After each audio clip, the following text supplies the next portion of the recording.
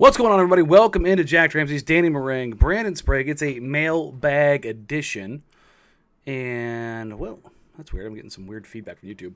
Hopefully that clears up. Like, rate, review, subscribe. Help us grow the show. Do all of the things that you know that we need you to do. I don't know. If you're watching here live, if you're watching on the replay, please click subscribe. Help us grow the show. It has been... 4 games this week, December 3rd through December 10th. The Blazers just went 3-1 on the week in the 4 games. Mm-hmm. Getting out of that one loss was a 1-point loss, following off the heels of a Jamal Murray step-back fadeaway corner 3 over Jerami Grant. But I'll tell you this right now, Brandon, don't try to bring moral victories up to Chauncey Billups in a post-game press conference. You know, I like Danny. I like that he doesn't have moral victories. I did too. As Jay-Z once said, moral victories are for minor league coaches. Mm-hmm. This is the NBA here. There are no moral victories. And so, yeah, the Denver loss was heartbreaking. It's the one game I finally attend post-COVID, and that happens. And I'm just like, cool, I'm a jinx, so I'm never coming to another game again. But that win in response to the Denver loss against Minnesota, and I know they get Minnesota tomorrow, but I thought, Danny, that was a huge win for them, and especially at a point where it felt like, I'm sure you felt this way too, being there, it felt like that was a game they were going to lose. Edwards was gone. They had no answer for Gobert. Mm-hmm. They were playing good basketball, and then Portland went on just a ginormous run to close the game out, obviously led by Lillard, but you had Ant go back and find a shot again, Grant adding it as well. And so it's just nice to get the response from that Denver loss and get a win. What was really interesting to me is the way that Denver game ended. Let me paint the locker room picture for anybody who doesn't know. They were pissed. Yeah. Chauncey, pissed. Dame, pissed. Josh Hart, pissed. Jerami Grant was gone before I got in there. Guys were not happy. Mm-hmm. So, for those that have never been in a locker room post-game, there's 2 settings, maybe 3. Win, music bumping, everyone vibing. Loss, it is a funeral, and everyone is in their feelings. Mm-hmm. For all of the talk of this player doesn't care, this team has a ton of dudes who care, and they wear it on their sleeve like you wouldn't believe. Mm-hmm. So they go and they watched film day before yesterday in between the Denver and Minnesota games. And they figure out what is wrong. And I talked to Dame about this post-game. I literally just asked him, what the hell was going on with the defense in the first half? Because it didn't make any sense. Like, everybody was on a different sheet of the same music. Sometimes Nurk's coming all the way up to the level and nobody's tagging the roll man. Sometimes they're not sliding the defense over. Sometimes Nurk's dropping when they need to be up higher. And again, I'm not putting this on Nurk. I'm just, to be honest, if there's anybody that I was going to trust that night defensively, it was Nurk. As far as like what reads were correct. There was a sequence of events over 2 different defensive plays where I think Simons made a couple mistakes.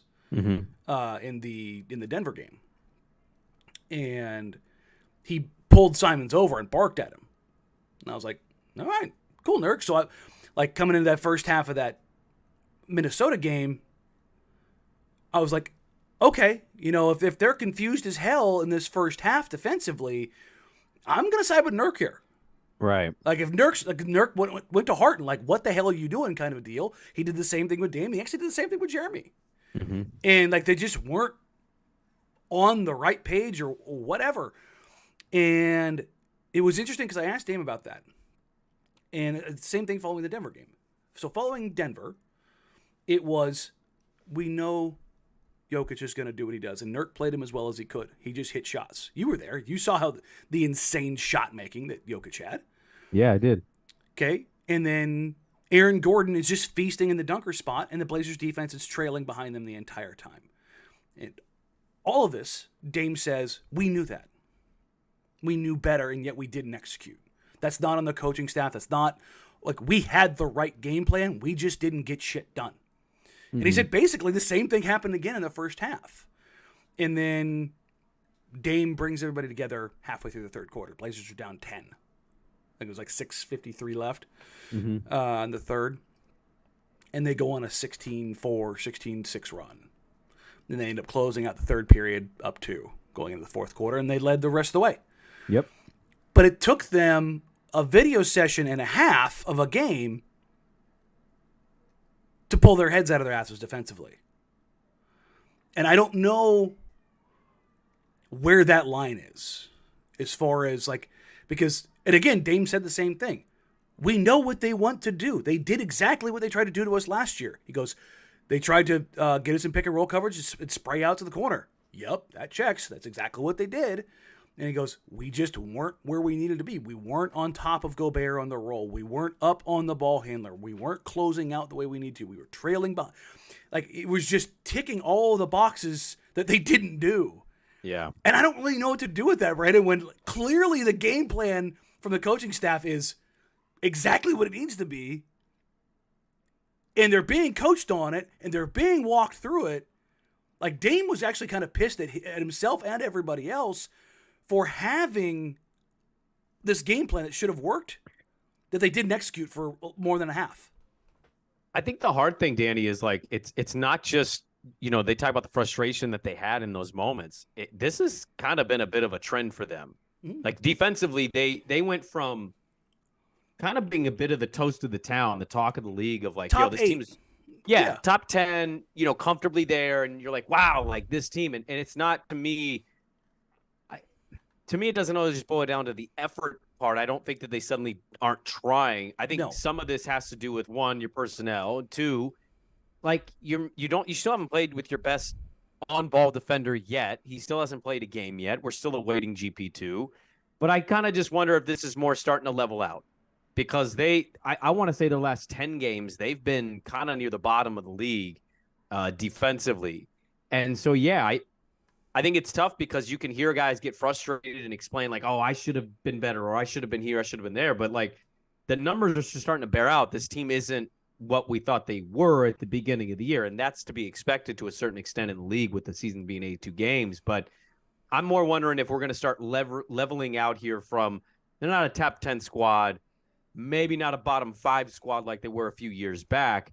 Maybe they're going to be somewhere in that 15 to 23 24 range, and you can make an argument being 24, you're at the bottom end, but this isn't a sudden, oh, I can't believe this is happening. This has been happening. Their defensive numbers have dropped, and they've gotten worse over the last 10 games or so. So it's something to keep an eye on for tomorrow's game, and then you have San Antonio, Dallas, Houston, Oklahoma City twice, Denver.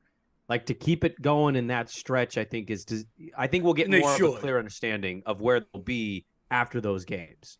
If you look at it, percolating the glass over the last 2 weeks, the defense, so dead last, Charlotte, second to last, Washington, third to last, good God, my work tongue, fourth from the bottom, Portland Trailblazers, 27th. Yeah.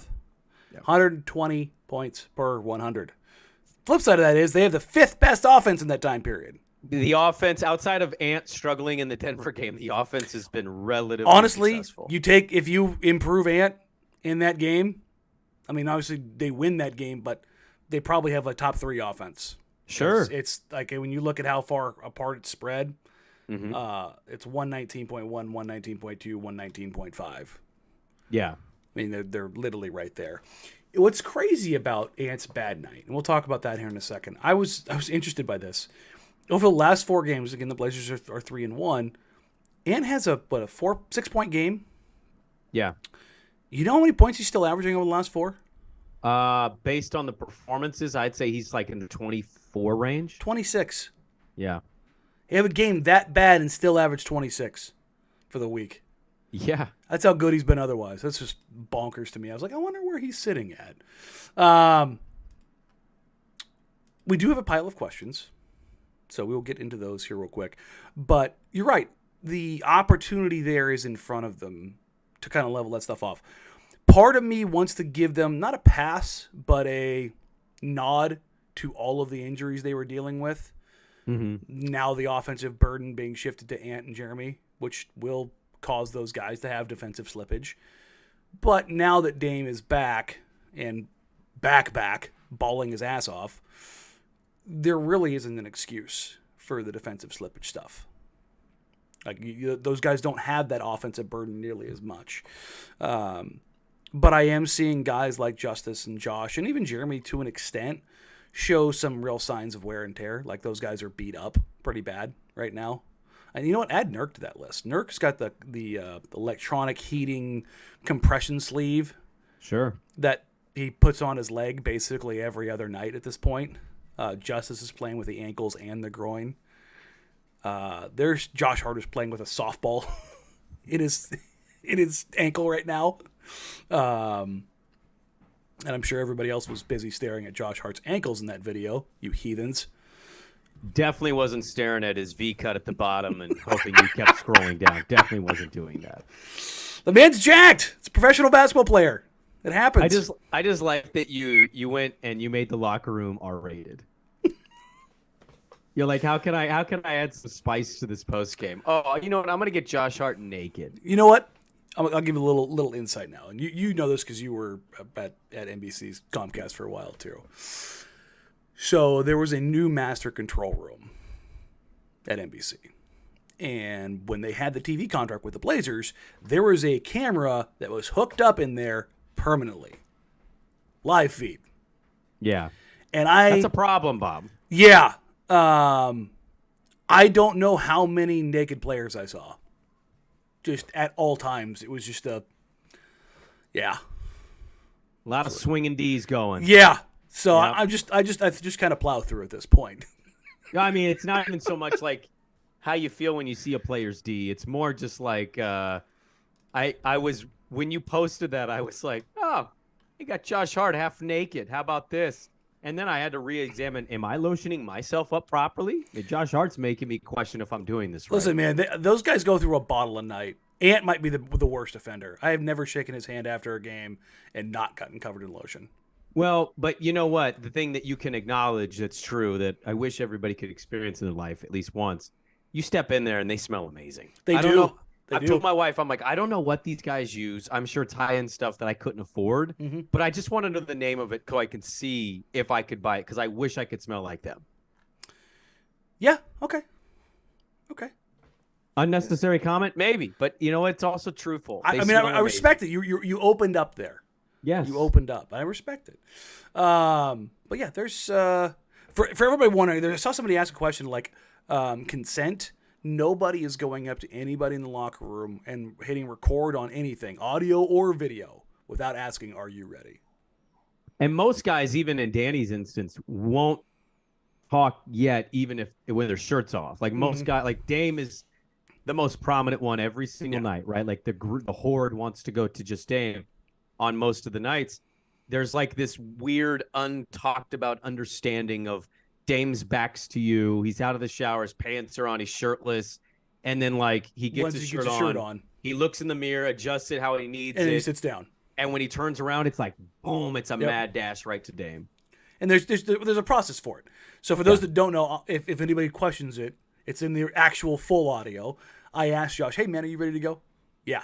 So for anybody, for the little background, Josh is changing, getting ready. And he's got his phone in his locker on his FaceTime talking to his wife. And he's like, hey, babe, I'm going to get the bleep out of here. Like, I don't think anybody's waiting for me. Casey and I are like, sorry about that, bud. I got lie, one, honey. I was like, that's what I said. I was like, I'm sorry. I need him for one. And Casey's like, I need one too. He's like, sorry, babe. See, yell at them, blame them. So I'm kind of, yelling over the top to his wife. I'm sorry, blame me. It's my fault. He's trying to get out of here.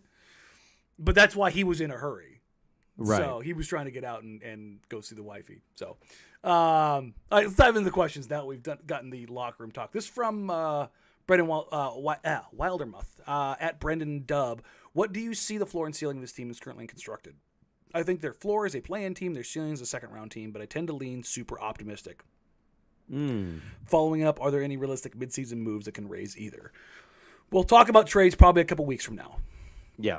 I'm just now in the information gathering stage of all of that. So everybody knows like what names are going to kind of be out there. I got a text the other day that expect basically 50 names to be available. But like how many of those are actually moved? Significantly less. But where do you see this floor in the ceiling of this team? Yeah, I mean, the floor, it's pretty hard. I mean, we're talking barring injury here. It's hard not to see their floor being at least the play-in. Mm-hmm. Now, they're sitting in 6, but you go anywhere from 6 at 14 and 12 to Minnesota not even being 10th and they're 13 and 13. I mean, we're talking about a difference of a game separates Sacramento at 5, a game and a half, to out of the playoff and play in Minnesota. So perspective here is that the floor to me it's the play-in. And I won't be shocked if they end up getting there. I think the Clippers are a big head scratcher because they don't care. I think the Warriors at some point will figure it out and go on a big run there. Utah's kind of coming down to earth, and Dallas with Luka might make a move, but Luka's good enough to always keep him in it. The ceiling is kind of about where they're at. It's not that I'll be surprised if they're 5th because, again, of how close the gap is. I just think some of these teams below them are going to start getting it together. And so I think for me, ceiling is 6 seed, floor is play-in. That's kind of where I lean right now. Pre-move, no injuries. That's kind of what I see for this group as currently constructed. I'll go one step further. I think 5's your highest. But I think we're operating in the same windows for sure. Yep. Like the Kings, they'll Kangs it up. Phoenix, I mean, the vibes are back to not great there. The Clippers are fraudulent at this point. Like I'm done believing in them. I don't care how many good players they have on their roster. They have to play. The Warriors are. Bob Myers is a GM right now going into without an extension on his contract with multiple NBA titles. So they're in a weird spot right now. The James Wiseman thing is yes. It may be the downfall cart behind him. He's an absolute stud. This doesn't take away from his ability at all, and you take him almost over anybody else in the league except maybe a couple guys. His body language when they lose, not great. It's not great. The Milwaukee game, for example, they're winning that game. Giannis is in foul trouble. Didn't do much in the first half. Giannis gets it going, gets off, and then he ends up fouling out with 3 to go, and Milwaukee comes back and wins. Blame him. Like, his team did almost not. They gave him Christian Wood. That was their big offseason move. Like, that team they need to go get a star for that dude. But, he's still so amazing that I'm sure they're going to get better than 10th. Yeah, I think they figure it out as long as, Luka doesn't have something happen. Luka doesn't have a hammy or a calf or something along those lines. Like, but their margins are razor thin. That team's just they have to hope that Luka will put up with 2 more years until they can get their books right. And the good news is he's 23. Like, so but 2 more years, it's a lot. It's a big ask. It's a big ask, man. Especially in today's NBA, it's a big ask. They failed to build around Damian Lillard, but Damian Lillard came in with LaMarcus for a couple years. Yes, that can. Then you get your really good friend in CJ McCollum alongside you. They aren't doing that with Luka. No, like they don't have Luka's really good friend. They don't have a dude like Dirk. He was there for a year. They don't have or hell, they don't even have a Nick Batum. Like for those that don't know, like Nick is one of Dame's really good friends in the league. So they don't even have that. Or the veteran sage players like Bo Williams or Earl Watson that Dame talks about all the time. Right. So on the Dallas side of things, that gets dicey real quick. But I think that's a pretty solid regular season ceiling. 5th seed. Fifth seed, 6th seed to me is like I wasn't going there preseason, and now it's all we were changed. 7, 8, so, 9. Yeah. And even with that losing 7 of 8, you know what I didn't change? Where they end up at the end of the season. Sure. I still think this is a 44-45 win team. And in a 82-game regular season, with the way their offense is playing, the way Dame, Grant are playing, they can win it every single night. Oh, I mean, when you got 3 dudes that can take it over and get buckets, every single game you are involved in. Yeah. Even against the Milwaukees and Bostons of the world, are they going to be favored? Yes, but you're going to that game thinking they're probably not going to win this game. But their offense is so good that they could literally win every night. Well, and those teams are really damn good, which is why they're at the top. But like to play counterpoint to that, if you're taking on those teams and you don't play them very often, but if you did, like if Tatum's having a bad night, it could be as simple as there you go. Yeah. If Giannis is not having his best night, I've seen Milwaukee also look like dog crap when Giannis doesn't have it going. They have good rosters. They're not perfect by any stretch, and so because nobody you got Damian is. Grant. That's what's fun about the West right now is the Pelicans are the 1 seed, and there's still people going, I don't know if they can do it. And I'm like, why? Why would you not buy what that is? That looks amazing right now. Memphis obviously has all this experience as a young team. Denver's got it going now with Jokic and Murray starting to look like himself. Phoenix is the most fraudulent, front-running, talented team I've ever seen in my life. So weird. And I'm so glad everybody's with me on this anti-Chris Paul kick. It's been lovely. Did you see the video that came out of him throwing the elbow at Alvarado? Yeah. Yes, I did. Oof. Danny, I shared this story before. I went to a Hornets Blazer game years ago when he was still there with David West. Mm-hmm. And I ended up having really good seats. And we were sitting right behind the Hornet bench. And it was when Steve Blake was a Blazer. Mm-hmm. And I must have counted 4 or 5 times during the game that he would dribble in front of Steve Blake. And then, like, as he's dribbling, his arm... Put him in jail and throw the elbow? Yeah, and he's just launching little bows to him, like just enough where the ref isn't quite noticing it. And you could see Steve Blake getting actively pissed. And I'm just like, I can't do it with this guy. I know he's really good. I can't do it with this guy. He's always riding the edge. Habitual line stepper. Always. Yes, he is. Habitual line stepper. I think we're both in agreement. I think as barring, and again, we're both talking about barring injury, the floor of this team's a play-in. I don't think this is a team as currently constructed is a team that should be missing the playoffs. It should not be in the lottery. They shouldn't. The midseason trade stuff we'll push. I'll keep that in the back burner. Probably at least another week, probably 2, once I gather a little more intel. Michael Acosta, is it possible to get Justice or Hart rest until GP2 comes back? Both are not there athletically like they were at the beginning of the year. With Nas being out, we have 0 wing depth at the moment. It's an interesting question because Chauncey is playing both those guys a truckload. So over the last 4 games, Dame 37, Ant 36.5, Jerami 37, Hart 34. Yep. Justice 25. I mean, kind of are what they are. I don't think you have a choice. I mean, who are you subbing out for Justice? Remember all of that. I really love Chauncey. He's so different from Terry. He's playing all the young guys all the time. Yeah. Well, when all of a sudden does matter if you win or lose? Which way do you go? Yeah. You lean on the guys that you trust. Yeah, you want to win those games, and that's how this stuff always goes. Yeah, you got Chauncey to tank for a year, and it wasn't like they were players never tank, organizations do. He was still going out there trying to win with those young guys, but he was going out there like the Knights Who Say Knee, and they were just going to gum you to death. Yeah, like they had no arms. That's hell. They may have had no arms and no legs. They may have been a guy named Bob. That's right, dad jokes. I'm sticking it in there. But that's not going to happen this year. they do need more depth, and they do need to get healthier. And this, I'm with Michael. I don't think either Justice or Hart, or hell, even Jerami to an extent, look like they did to start the season. Physically. They do look limited. On the flip side, Jusuf Nurkic looks as the best that he's looked all season. He looks like he's finally in shape, which is just kind of this weird contrast.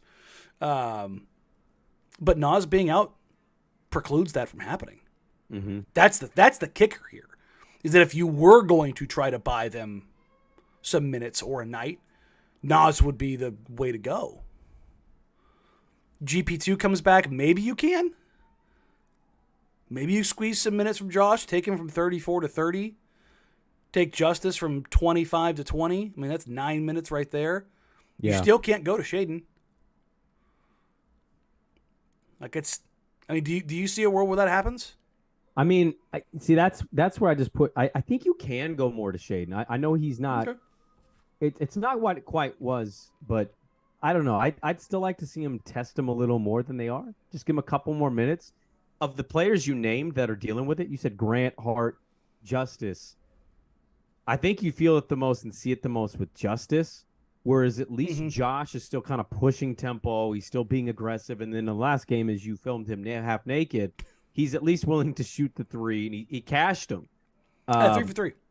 Jerami is so gifted as a player that, he can be banged up and still give you really solid production. The Nurkic thing, I think you're right. He does look like he's getting in shape. It's what made the Denver loss so frustrating. It's just like it's such bad timing. He played his ass off. That was his best game of the year. Yeah. We talked on a couple pods ago, feeling Nurkic, right? Mm-hmm. When he plays, you could feel him. All 4 quarters. Unfortunately for him, his counterpart in Denver is a significantly better player. He just hit everything he threw at the rim. It was disgusting. I mean, his touch is unbelievable. It's some of the best touch I've ever seen from a player, not position, just a player. Yeah. He loads a trebuchet behind his head. And Danny, those 4 foot, 5 foot shots, like those are sometimes the hardest shots to make in basketball. He's fading away. And again, he loads the ball behind his head when he shoots. It's like, it doesn't make any sense. They always go just straight up and straight down. Barely hit the net down. It's like a mortar. It's unreal. But to get to the question, no, I don't. Maybe you can play Shaden a couple more minutes for Justice, but you need Justice's size in a lot of matchups. And so that's kind of the position they're in. They're kind of stuck, for better or worse. They're kind of stuck with playing the guys that choose to suit up every night. I got a couple people in their comments saying that they like to see Keon get more run. Sure. Listen, I like Keon. I like Keon as a human being. I like Keon as a project player. Keon's 6'3", 6'4". He's not very big. Listen, he's built for a guard. Mm-hmm. Justice is 5 weight classes up. Justice is jacked, and he is huge. Strong. Yep.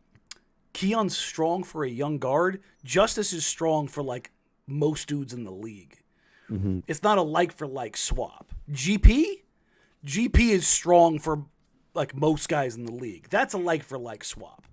But that's the question is like, is it possible to get rest until GP2 comes back? And that's the thing is I don't think there is. Like maybe you can buy Shaden in a few minutes. Maybe you can buy Jabari in a few minutes. Maybe. I don't see. I think that's the thing is I don't think you can buy Jabari minutes. He's not getting them. Yeah. I think, unless something happens and you don't want it to happen, but unless something does, I think Jabari is what Jabari is right now. I don't think Chauncey's going to change his philosophy on that. Do you? No, it's an interesting watch. And since we're talking about Gary, injury update. I was told coming into this week that they were hopeful that Thursday was going to kind of be something they could look at. But it's all on Gary and how he feels. He's done 3-on-3. He's done 5-on-5. I was talking to folks within the organization last night. He's doing everything. It's just a matter of how he feels afterwards.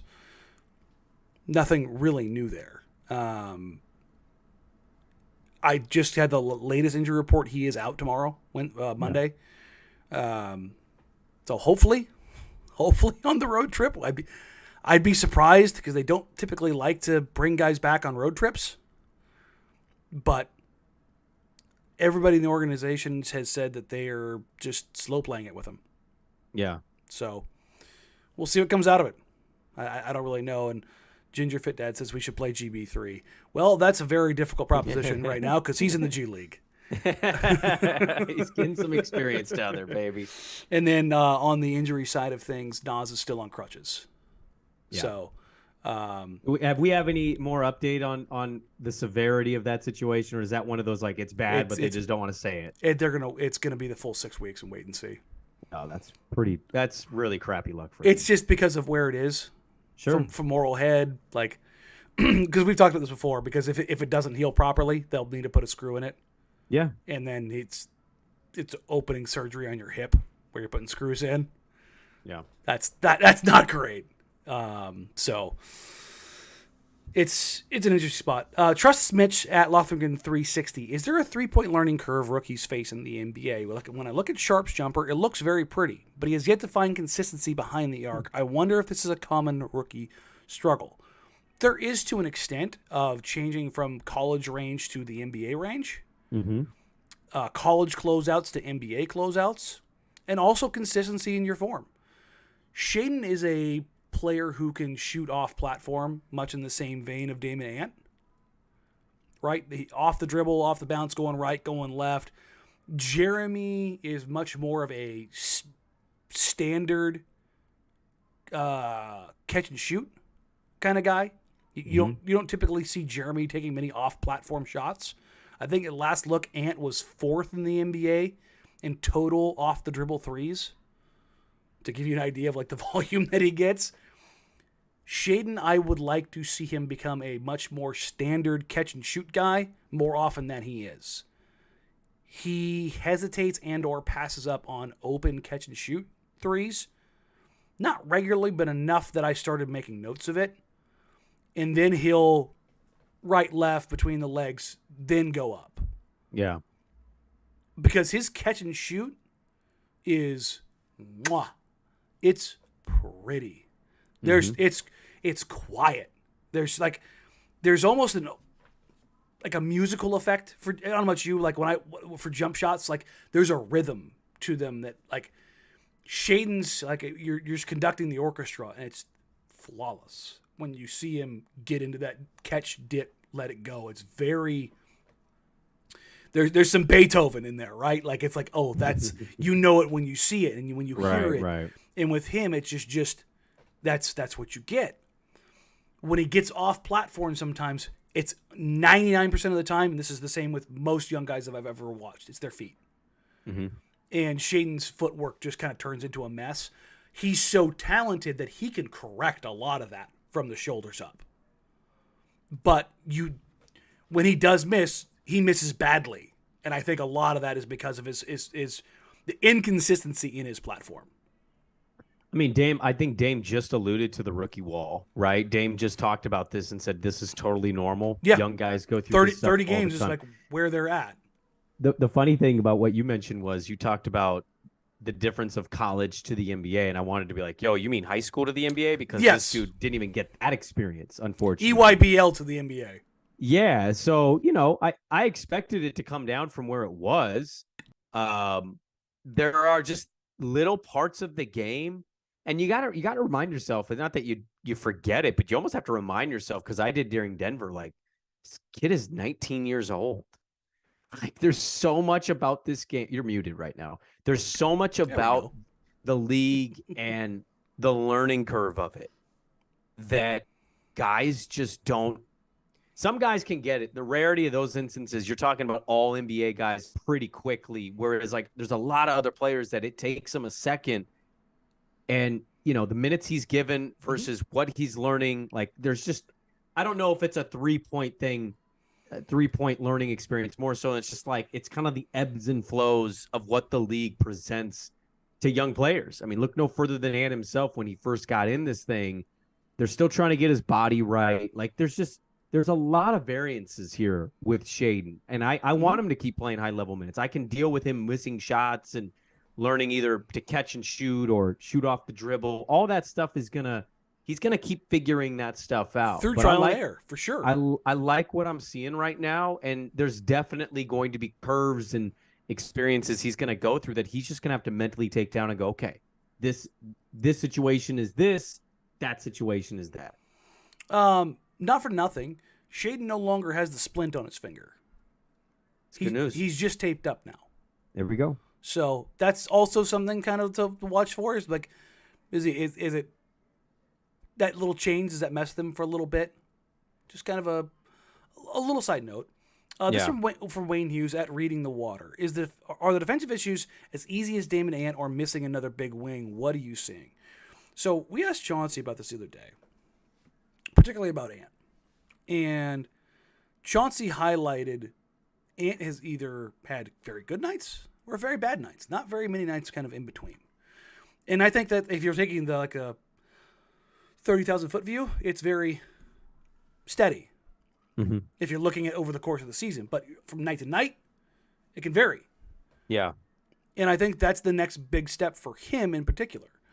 I think against the Timberwolves, the play that stood out to me was on the switch late in the game. He gets Rudy Gobert, and he uses every last ounce of strength he has to front the ever-loving shit out of him, while Drew Eubanks just pesters the ball handler on the switch. And it devolved into a bad possession and another turnover. And I think that's the kind of thing where that needs to be there from Ant night in, night out. This team is not going to be a great defensive team, but they should be around league average. Like, they should be like 17th. They should not be a bottom third team. Sure. And some of it's Dame, some of it's Ant. I would say for the first month and a half of the season, maybe 2 months, a big chunk of that was Nurk. I thought he was very poor defensively for probably the first 15 to 18 games outside of a couple performances. Mm-hmm. I think Jerami has slid down a little bit from time to time. Same with Josh and Justice. But I think a lot of that is because they were so beat up. So this next, 10 games, I expect to see some improvement. I expect that things look better.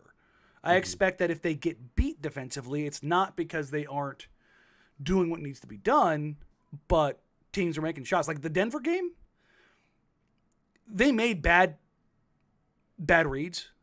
They were certainly and bad defense in general. But the shot making in that game on both sides was obscene.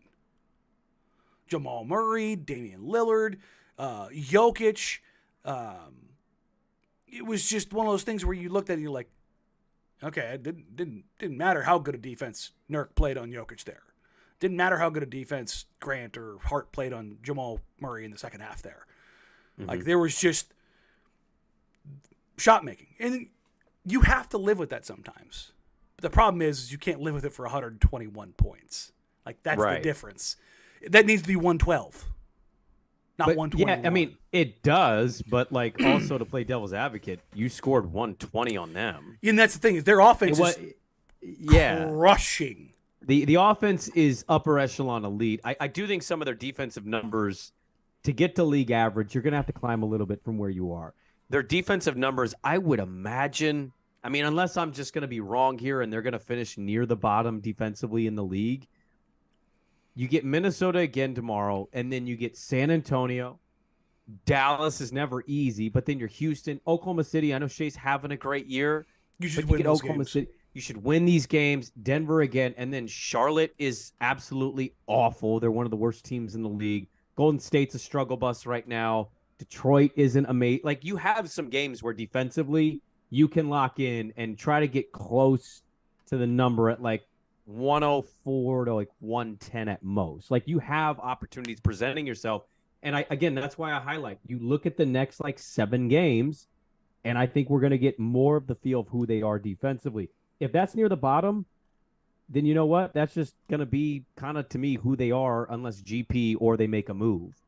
And so, no, you don't want to see them where they're at right now. But I think because of the start, it changed and raised expectations or perspective of what they are defensively, that now that they're playing as bad as they are, and it is piss poor defense right now. Mm-hmm. I think because of that fall off from top 10 to bottom 4, you're getting a lot of people going, excuse me? Which team is this? Yeah, how did you go from there to all the way down there? They need to just a couple confidence boosting games to get themselves back defensively. And if you look at it, considering their schedule, and I'm not making excuses for them, but it's just like the context. They have played one of the more difficult schedules against some of the better offenses in the league, and now you're seeing that probably level out here over the next 2 weeks. What'll be interesting is, right now, their defensive rating is a 115. League average right now is about 113. Mm-hmm. Over the next 2 weeks, can they kick it up to 113? I think that's a relatively reasonable goal, considering who they play. There's a lot of bad offenses on this trip. Yeah. A lot of teams that don't play any defense at all, where you could see the net rating go up quite a bit, but also the defensive rating go down, in a good way. It's a little bit. So at least something to kind of follow off of. I got a bunch of questions about why GB3 went to the G League and not Jabari Walker, and then some questions here about Greg, so I'm going to put them all into one. Much like Baji and Butler, Walker, and Shaden, Shaden's getting real minutes, obviously, but they want those guys, the two ways and Jabari, to be fully familiar with the team and the system and everything before they send them out. Mm-hmm. Greg has that, and they're just trying to get him reps, which is why he's back down in the G League now. Does that track for you? Yeah. Because I think Jabari is the break glass in case of emergency forward. Well, he seems to me, I know he hasn't maybe shown it with stats or anything, but like he seems to be a guy that, break your glass in case of emergency. You can slot in and maybe be okay. Yes. Whereas like Greg's variants can be productive, helpful, and then also like, Greg's still kind of working out some of this stuff. Mm-hmm. And somebody else asked a question like if Greg's 3-point shot has changed. So they said this is from at Nerd Runner. In the weeds here, has Greg's 3-point shot change? So it's actually funny because I asked Greg about this about a week ago, and yes, it has. He did quiet it down. He did get a wider base. It is a lot simpler. So, good eye. That's what I'll say. From the limited amount of time you've noticed as well. So yes, yeah. It has changed. He used to have his feet a lot more together. He used to be a lot more upright on it. But yes, that's why. And then so that's why Greg went down to the G League and why Jabari and the two-way guys haven't yet. The two-way guys, once they get fully ingrained in the team and they understand the systems, the reads, the plays, the culture, all of it, I would expect them to be down there.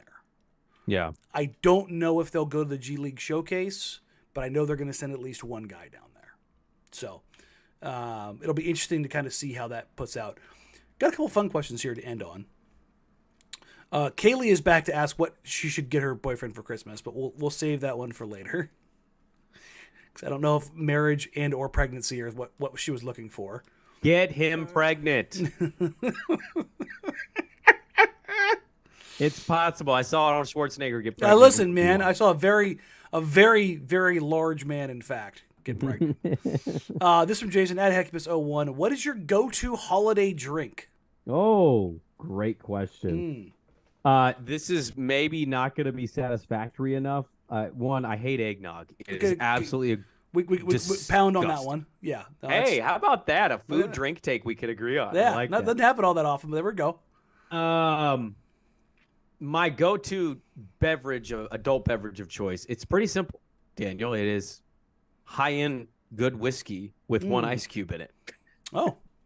We don't mess around. I don't need to add anything. I can sit right next to a fire on a Christmas Eve's night knowing Santa's about to come down that chimney. With that and one big-ass block of ice. One big block of ice, and I can just slow sip a nice little whiskey and contemplate my life. Do you have the ice tray? The 2-block ice tray? I have a 4-block ice tray. For the big cubes? Okay. Mine are cubes. Yeah, I got the cubes, not the balls, but I got the cube. Yeah, no. The balls are a little weird. Not going to lie. I like good balls, but yeah, I'd rather have the cubes. So while I will 100% co-sign and endorse yours, Yeah. I like to take a apple cider and booze it up however I can. Oh, you're an apple cider man. Listen, I'm not a beer guy anymore. I Yeah, like I can't ciders. Yeah. Like it's weird, man. I'm not a huge beer guy. I am a whiskey man through and through. My brown water I love. I love my high end tequila. But like I think this comes from being stationed in North Dakota for a while. Like when it gets super cold, that feeling you get from a good warm apple cider, but then you booze the shit out of it. Yep, that's it. I do like a good Sprite 7-Up with like a splash of cranberry juice and some gin and some good gin. Okay. Yeah, I can get down with that too. I also like a tequila and lime juice. You know, I don't really discriminate, but like it's me, it's Christmas Eve night, I'm getting ready for the big guy. Yeah, I would say largely like I keep it simple. I just put a good cube in there and open my good stuff and slow sip one. So, in contrast, we talked about this candy canes the other day. This is where, and number one, it's very difficult to pull this off because it's hard to grow in the winter. In fact, it doesn't. Mint. If I could have a mojito, yes, sure. I would. Like a good fresh minty mojito. Yeah. And some people are like, well, it's a cold drink. And it's like, yeah, but sometimes that just, it just feels good. It goes good on you. But I think and again, I don't really drink all that often anymore. But when I do, I add booze to it. Breaking news. It's more fun when you do that. It's true.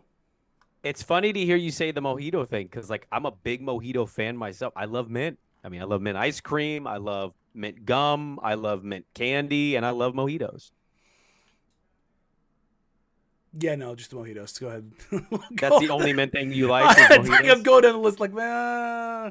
Well, like, okay, like one of my favorite. Also, I did a poll on the Danny and Dusty account the other day. I saw this, and you got crushed on the mint chocolate chip. Yeah, but like, if we're gonna go off that reaction, let's also look back at how people responded on Twitter after we did that podcast because I got some support on that. Listen, I'm just saying, you got crushed. But like, my favorite candy is Junior Mints. That can't be. It is. Yeah. I mean, I love a lot of candy. Gummy bears are up there as well. But like, you give me a good box of Junior Mints in the fridge, bust those out during a movie. Oh my God, man. What is wrong with you? I love good stuff. I don't know. No, that's not good stuff. That's great stuff. No, these are the facts that when they're doing the background 15 minutes into the documentary of how you killed somebody that come to life. You know where he started wrong? This is when I knew he was a real psycho who was going to murder kittens and then move on to children. Mm-hmm. It's when he chose the Junior Mints. When presented with all of the candy in the world, he said, Junior Mints and gummy bears. And that's when I knew that son of a bitch went out of his goddamn mind. Bro, how can you not like Junior Mints and gummy bears? What is your problem?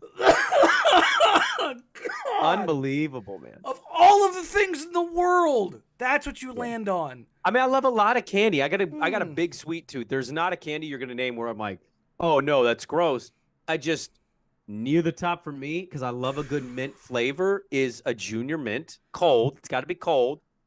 Or a good bag of gummy bears. You're one of those maniacal Thin Mint truthers, too, aren't you? Oh, Thin Mints are amazing. How can you not eat the whole sleeve of Thin Mints once you start? It's impossible. It's pretty easy. You go like this, you turn it upside down, and you slide it into the trash. It's the #1 Girl Scout cookie. Great. So it turns out a bunch of people are dumb. Awesome. The majority of us are dumb. God. All right, screw this. We're going to end this with, what do we get Kaylee's boyfriend? Or what does she get her boyfriend for Christmas? Boy, I don't like how we're being just launched into this couple's Christmas idea thing because we already started with getting pregnant and getting married. Mm-hmm. So, you know what? You know what I would do? I'm gonna mix it up a little bit. Dial it way back and go with a pack of socks? No, Jesus, that's the worst gift you could give somebody. Really? You think so? A pack of socks? Listen, good socks. Is there anything less exciting to open than like socks? I don't know. Got Have you ever gotten to the point when you had like I go through like this? I have Nike dry fit socks that I wear them pretty much religiously. Sure. Every now and then you get a couple of holes in them, and you're like, oh crap, and you try and stretch out the life on them because you don't run around in the store, and then somebody gives you a pack of socks, and like, oh, appreciate you.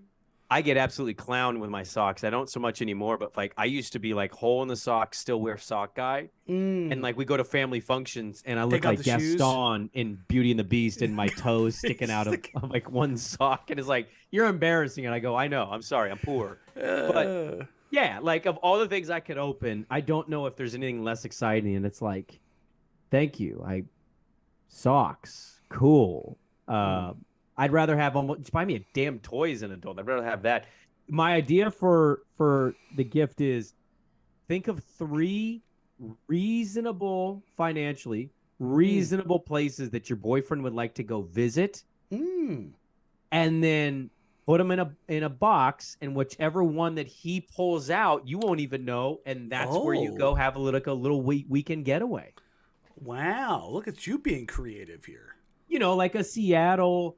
Let's say an Astoria, a Bend, whatever it is, Mount Hood, and you throw them in, and he like moves around, and let's say they're like cardboard wood, something kind of where he's fortune like, cookie sized, yeah, and he goes, oh, what is this? And he pulls it out, and whatever it is, that's where you go away for a weekend. I like it. I was gonna go simpler, but with like a roundabout tie-in. Because our boss gave us the gift cards. Yes. To the, what is it? Laurelhurst, Rev's Barbecue, Big's Chicken, and who's the other? There's 4 of them. There's 4 of them. They're all sponsors of our shows. 808.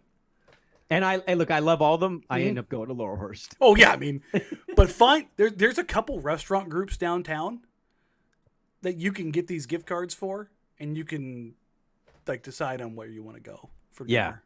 I think that's a good one too. Yeah, if we're getting away from marriage and pregnancy, those are the directions I would go. Well, I mean, we're talking about a dude here, marriage, pregnancy, and food. Like, right. Those are the holy trinity of once you're married. You know what you do? You get the restaurant voucher. You draw that you're going to go to a city. You find that the restaurant's there. You go have dinner. You have drinks. You then propose after you're drunk, and then you get her pregnant. What a look Christmas at that we've designed for them. Look at that. That is a designer Christmas. It is a Christmas miracle, right? That is. Yeah, and you know what you have to do is like when you tell that story forever, no matter what you end up doing with this podcast, you have to be like, yo, that was my Jack Ramsay's moment. Like that was our Jack Ramsay's Christmas. We got pregnant, married, ate a great dinner, and we went to a cool city. Another one. Perfect. You're welcome. Perfect. It's a Jack Ramsay's Christmas miracle. All right, we're going to end it on that one, folks. The Portland Trailblazers take on the Minnesota Timberwolves again tomorrow night, Monday night at Moda, before they go out on a 6-game road trip that will bring them basically up to Christmas. The last game of that trip is against Denver on the 23rd, and there is a very, very, very, very, very good chance the final 2 games of that trip that Damian Lillard will pass Clyde Drexler for number 1 all-time on the scoring list, which is a pretty tremendous record when you think about it. When Dame is all said and done, he will own every record in this franchise's history, which is kind of goal. Nuts. Yeah. So we will come back. I got to take a look at the schedule again. We'll have I got it right here. We got Monday, and then they play Wednesday, and then they play Friday. Okay, so it is every other day. There's no back-to-back. So we'll probably go Thursday? I'm going to the Seahawks 49er game Thursday, actually. Oh, okay. So maybe we'll go Tuesday. Maybe Tuesday, yeah. Let's talk about Tuesday. We'll go up to that game because they win that game, then they go up to, 15-12, and they're back to 3 games above 500 with an opportunity to kind of push on the road trip. And that'll, Tuesday's show, we can talk about the Minnesota game, and then we can look ahead and say, all right, we got a 6-game roadie. What are expectations and what we're thinking and how we're feeling? Yeah, and I'll reach out and see if I can get some of the see if we can get up maybe one of the other hosts for one of the other teams on the 6-game trip. Just that'd get a be fun. little insight over into kind of what's coming up. Like, review, subscribe, help us grow the show. You can like here, you can subscribe here, wherever you get your podcast, share with your friends, share with your families. Instead of talking politics, talk basketball and jacked Ramsays. That's how you do it around the dinner table on the holidays. That's what good stuff you get out of this here program is how to basically ruin your relationship in one night. You can find us on social media at Danny Marang, at Brandon Sprague, at Jack Ramsays. You can email the show, jackramsays@gmail.com. You can find Brandon every morning with his co-host Andy Dirt Johnson from 6 to 9 in the morning on 1080 The Fan. You can find me with my co-host Dusty Hera from noon to 3 on 1080 The Fan as well. Until then, we will catch you guys probably Tuesday. We will adjust as necessary. Have a wonderful, wonderful night. Take care and talk soon.